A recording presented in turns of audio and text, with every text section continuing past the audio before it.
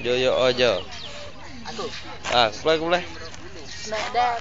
Hah? Smack that. Smack that. Lagi. Kumpulan apa? Boleh ke, Mak? Kumpulan cicak 3 orang. Ghost Rider. Ghost Rider, okey. Good luck ah. Mengambil gambar. Apa nama kumpulan? Hah? Kau buang mana? Hijau jangan buang. Buangnya di belah sini. Hijau tu tulang dia keras. Aku tak erti juga. Tu Ali, panggil Ali.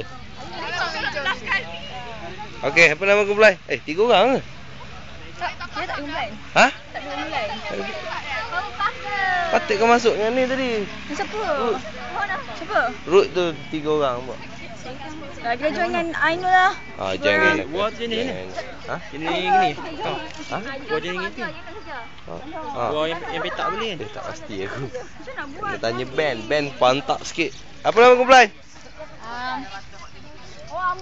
Dua darah pingitan ni. Ha? Dua darah pingitan. Dua darah pingitan. Ada buang hijau Ali. Ali pandai sikit. Aku tak pandai. Aku tak boleh buat benda kena. Tak ada bakat nak buat benda. Nyampah. Ni orang Kelantan. Kelantan mana buat benda ni? Alah. Alamak, aku duduk raup ni kerja daripada kecil. Cuba ajar sikit semalam. Aku dah cakap dengan kau sekejap. Cakap apa? Aku serius kau main-main. Okey. Nama kumpulan apa? Kumpulan apa tu? Powerpuff Girls. Ha? Kumpulan kat nama Cik Mek Molek. Cik Mek sana, Cik Mek Molek. 2 orang. Kau kumpulan apa Nana? Aku kumpulan Wang Kembang. Wah, kembang. Kau kumpulan apa? Cik Mek apa tu? Fikir. Janganlah fikir. Aku nak pinjam padam boleh? Tak boleh lah, kena fikir lagi. Okey dah.